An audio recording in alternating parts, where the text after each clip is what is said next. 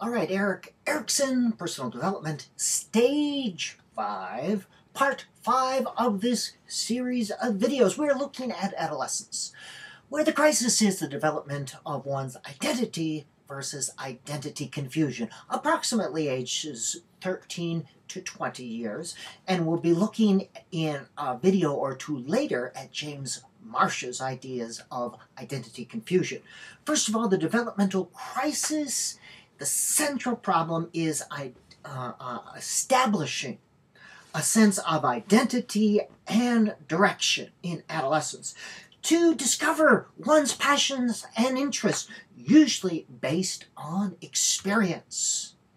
The child is socializing. Social acceptance and recognition is very important at this stage. If students are not recognized by the school culture, they will develop their own subculture. It's hard to exist as an outlier without being recognized by any group at this stage. It is very natural, as we know, to question the value system you are given. One of the tasks is for adolescents to develop their own internalized sense of values. Values they previously have been given to them, that have been external to them. So, adolescents need a forum to question, to explore, to expand.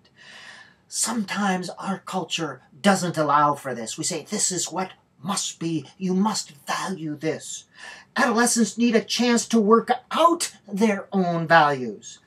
Instead of teaching them what to value, we need to develop the conditions where they can learn how to value and what they value. We need to provide opportunities for adolescents to explore varying roles and varying interests.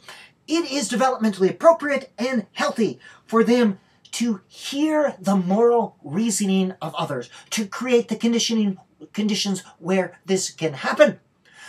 This is why we use small group activities such as moral development and values clarification activities so they can hear the thoughts and moral reasoning of others. Teachers, we need to understand. Parents, we need to understand. This is a turbulent time. It's more than. We need to value this and recognize that this is not just a bunch of hormones popping. Students are coming to make very important decisions during this time based on who they are and who they want to be.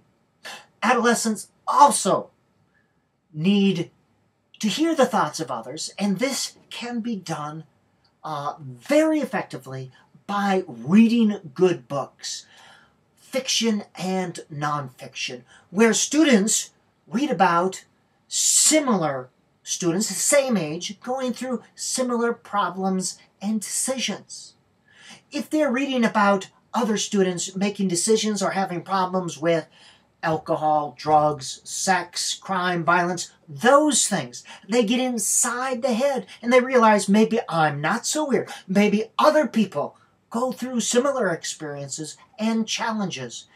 Literature is one of the best ways of getting inside the head of others, of hearing other thoughts and thinking. And it allows students to experience vicariously these situations without having to go through the situation themselves.